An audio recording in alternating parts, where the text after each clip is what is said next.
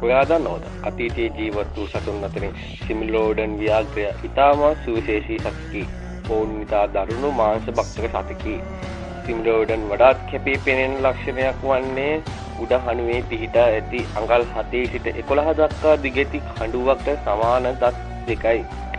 මොවුන්ගේ හකු අංශක 120කට තරම් විශාල ප්‍රමාණයකට විවෘත කළ හැකිය.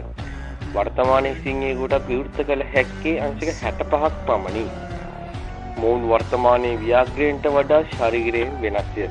සිමිලෝඩන් ඉදිරිපස ගාත් හා පසුපස ඉතාමත් ශක්තිමත්ය. මොවුන් ගොදුරක් අල්ලාගත් විට පැන පැන දුවන වෙනුවට ඔවුන් කරන්නේ ගොදුර බිම පෙරලා හද කර තබා ගැනීමයි. මොවුන්ගේ වල්ගේ කොටය මොවුන් සැඟවී පහර දෙන සතුන් ලෙස සැලකෙනවා.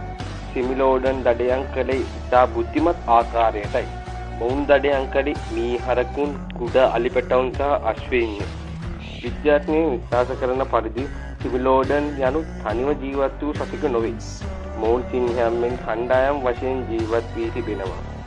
රෝගී වූ හා තුවාල වූ කණ්ඩායමේ අනෙක් සමාජිකයන්ට ආහාර ලබා ඇති බවට සාක්ෂි මේ පොසින මගින් සොයාගෙන තියෙනවා. මීට අවුරුදු 2500කට පෙර මොවුන් මීතලෙන් වඳ වී ගොස් ඇත. මේ වගේ වීඩියෝ දිගටම බලන්න ඕන නම් අපේ channel එක follow කරලා තියාගන්න.